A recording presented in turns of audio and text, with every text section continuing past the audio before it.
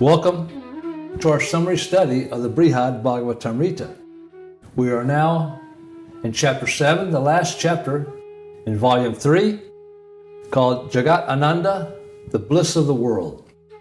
In this chapter, the 7th chapter, describes how the Mathurā Brahmin gets the mercy of Kṛṣṇa by the mercy of Gopakumar. It starts off, Sarūpa, he's saying to the Brahmin, "My dear Brahmin, now think carefully and decide for yourself what is the highest goal of life and what is the best way to achieve it." So Gopakumar has described his entire story and how he achieved Kṛṣṇa's mercy. And concluding with that story here in chapter 7, now he's responded in this way. So having described the glories of Goloka, along with its inhabitants, Sarūpa now answers the question posed by the Brahmin previously. So back in the beginning of Brhad Bhagavatamrta, in the first chapter in text 98, he asked, "From various sources I have heard of various goals and various methods to achieve them. But still, I cannot definitely decide what goal I should strive for and what I should do to reach it." So this is the most important question we can ask us. What is the goal of life? And what is the means to attain that goal? So Gopakumar says, "You have already fully achieved your goal. I can see that the Supreme Lord has bestowed upon you his full mercy. Kṛṣṇa, in your presence, had entered my heart and brought all these topics out. I have noted clear signs that you have gained strong faith in these topics." So Gopakumar explains to him how Radhika sent him.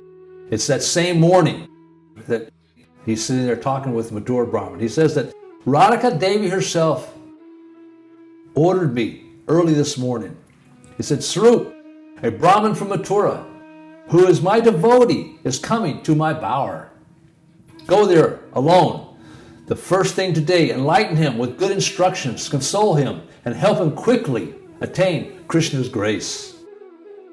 So then Sarūpa quickly came to this bower, and then, as we've talked about in these last 2 volumes, how he has interacted with this Mathurā Brahmin. Pariksit continues speaking to his mother. He says, "When Sarūpa saw that the Brahmin, even after spoken to in this way, had not awakened to the treasure of prema, Sarūpa put his hand on the Brahmin's head.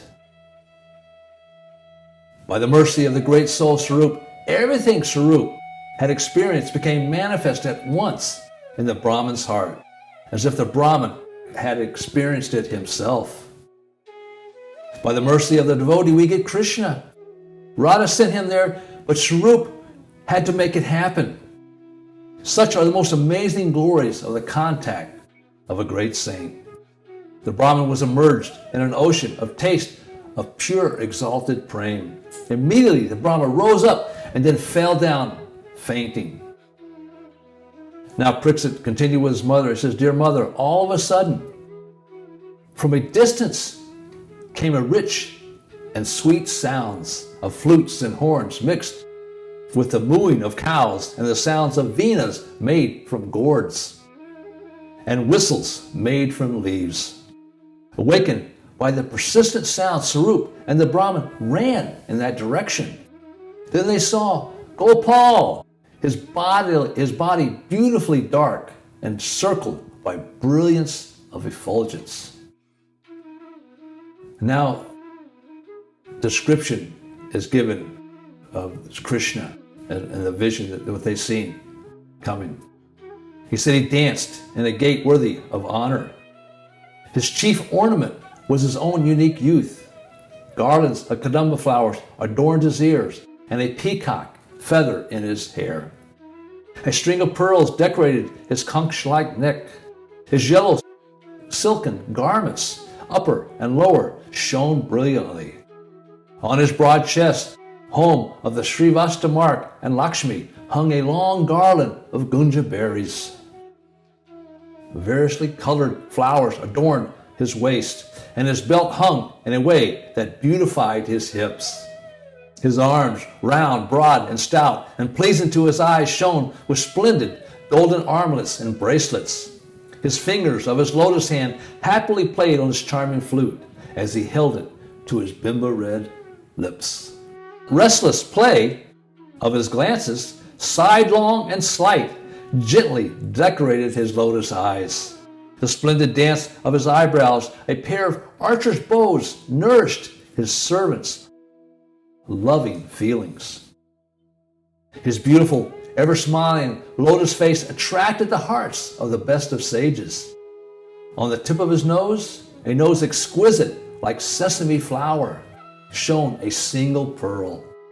Now and then, with his hand, would gracefully brush aside the beads of his locks of hair, which were adorned with the dust raised by the cows. His broad forehead, shaped like a half moon, glowed with the splendor of his straight-up tilak formed with clay from the Yamuna. His limbs were painted with designs made from various mountain minerals. He played various entertaining melodies on his flute, making his dear friends laugh. He stood with his elder brother Ram, whose complexion was white, who was bedecked with blue silk garments. The Lord, compelled by his love for his dear devotees, ran towards them, and when he reached them, he fainted and fell on top of them, embracing them both with his long, mighty arms. The Supreme Lord said, "Blessed and noble Mathurā Brahman, Sri Ganasharma, you are the moon born from the ocean of the dynasty of Brahmins. Are you at peace? And is your well-being resplendent in every way?" So now we see here that Kṛṣṇa has given this Mathurā Brahman his name, his identity, and the Goloka. Pariksit said, swept away by the great flood of bliss of prema, Ganasharma was unable to reply to Kṛṣṇa or even look at him directly. All he could do was place his head at Kṛṣṇa's lotus feet. Kṛṣṇa removed the ornaments from his own body and decorated the Brahman, making him look like Sarūpa.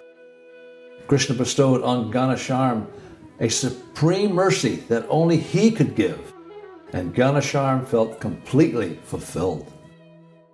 Kṛṣṇa, with a signal from his flute and a special sound from his mouth, called the cows and made them drink water. He made the animals stop and lie down in comfortable places. Then the two devotees, with his elder brother and other friends, they played in the water. Kṛṣṇa seated his brother in the middle and the cowherds in the circles all the way around, and they had lunch there on the broad, attractive bank of the Yamuna. Kṛṣṇa enjoyed serving the boys the wonderful delicacies that he had brought from their homes. As he served, he moved back and forth in front of the boys in a playful dancing gait. After lunch, his friends made for him various garlands of flowers and leaves. And again, all his friends, each according to his own taste, tried to outdo the others in decorating Kṛṣṇa with an assortment of wonderful items from the forest. In the evening, Kṛṣṇa, the giver of joy to all Vraja, left the newcomer, Brahman, Ganasharma, in the hands of Sarūpa. and as before he took pleasure in entering the cowherd village. So this brings the end of the story. Mathurā Brahman and Gopakumara. Pariksit, he now speaks to his mother. By your own endeavors, dear mother, please try to reach Sri Goloka, the deep ocean where the flood of all transcendental bliss finds its ultimate limit. Just by going there, you will eternally relish all sorts of most sweet-loving exchanges with that same Supreme Lord. It's not that just anyone at any time can achieve those perfections at once just by traveling to the district of Mathurā on earth. Rather, only a rare person achieves them when he has obtained full mercy of the Lord. Dear devotees, O Mother, please therefore gather dust from the feet of devotees who have exclusive love for the lotus feet of the Lord. Dear Mother, I have thus replied according to the spirit of your affectionate and deeply thoughtful questions, and all your doubts should now be destroyed. Ganamenjaya speaks to the sage Jaimini Rishi. Fearing that this narration is about to end, my heart burns with sadness. Please dispense some medical tonic by which my heart may again be fully satisfied.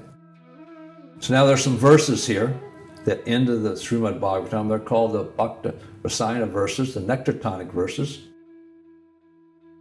The sage Jaimini said, my dear child, in the joy of having spoken the glories of Goloka, your father recited several verses that complement these two wonderful stories. Those charming verses express various sweet ecstasies and bear the essential purport of all the Shrutis and the Smritis. So, Pariksit, he starts reciting these verses from Srimad Bhagavatam, from the Brahma Samhita, mostly from the 10th canto, and a couple of them from the 11th canto of the Uddhava Gita. First, he speaks 4 verses from the Sri Brahma Samhita. He quotes 58 verses from Srimad Bhagavatam. The first 11 verses establish in a general way the glories of Rajabhumi and its relatives. Now, from text 96 to 106, formulate the part of Lord Brahma's prayers to Kṛṣṇa. These are the Brahma Mohan Leela. Having glorified in a general the greatness of Raja and its inhabitants, thinking of Balaram, Kṛṣṇa praises him as the most glorious person. Kṛṣṇa praises the earth because Balaram has touched it with his lotus feet. So these are different verses. These are what's being spoken in these verses from Srimad Bhagavatam. Having sung the glories of Vrindavan, Govardhan and Vraja in general, now in 41 verses, Pariksit, by the mercy of the Lord, sings in more detail of the various inhabitants who receive Krishna's mercy in the order of increasing importance. So all the different inhabitants in Goloka Vrindavan would be mentioned by Pariksit to his mother in the order of increasing importance.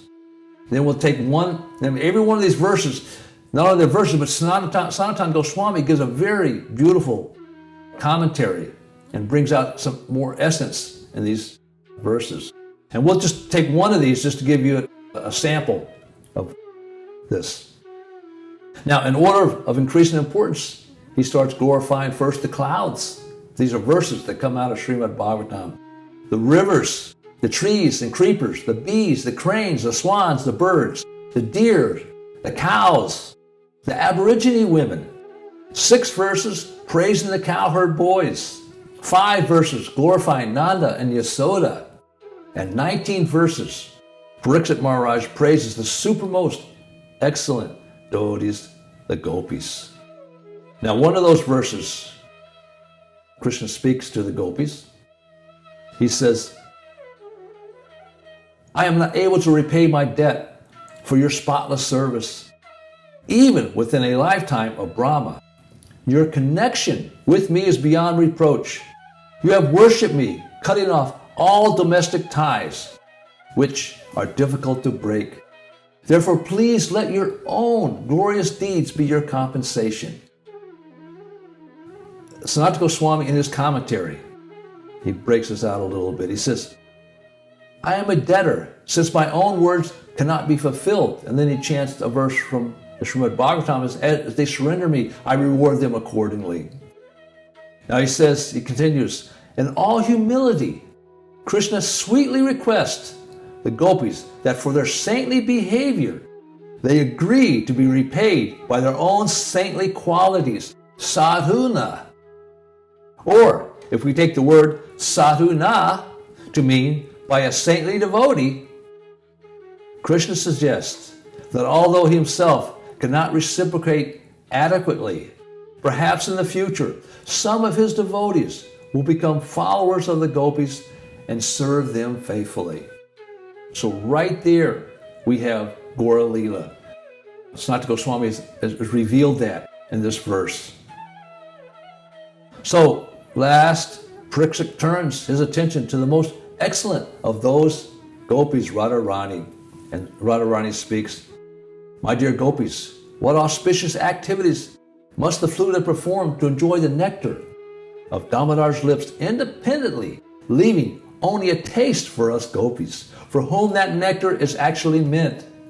The rivers have their hair standing on end, and its relatives, the trees, shed tears of pleasure, just as the forefathers shed tears of joy on seeing the good fortune of their descendants. Pariksit concludes with his Guru Sukadev, singing the glories of the Lord at the end with a verse invoking auspiciousness from Srimad Bhagavatam 10, chapter 90, text 48. Kṛṣṇa shines eternally as the ultimate resort of all living entities and is also known as the son of Devaki and Yasoda. He is the guide of the Yadu dynasty, and with his mighty arms, he kills everything inauspicious, as well as every man who is impious. By his presence, he even destroys all things inauspicious for all living entities, moving and inert. His blissful, smiling face always increases the desires of the gopis of Vrindavan and the women of Dwarka. So King Ganamanjaya, he says, I am all successful. I am all successful. For you, O Lord, O spiritual master, have given me the opportunity to relish the secrets of Goloka. The great sage Dayavira said, my dear boy, what you say is true. Anyone who hears, chants, or meditates upon this narrative with devotion will achieve the abode of the Supreme. So Sanatana Goswami, he concludes, he says, may the form of Chaitanya, the son of Sachi, who is Kṛṣṇa Bhagavan, be pleased with this writing, which is inspired by him. Or may the servant of Chaitanya, Rupa Goswami, be pleased with this writing. So this ends the summary study of the Brhad Bhagavatamrta by Sanatana Goswami. I hope by hearing this, you have gotten some taste and are inspired in some way to read the complete Brhad Bhagavatamrta. So I want to offer my respectful obeisances to all the devotees who have helped me in my practice and have helped me try to understand my relationship with the Supreme Personality of Godhead. I want to thank you for listening. All glories to Shri Guru. All glories to Gauranga. Hare Krishna.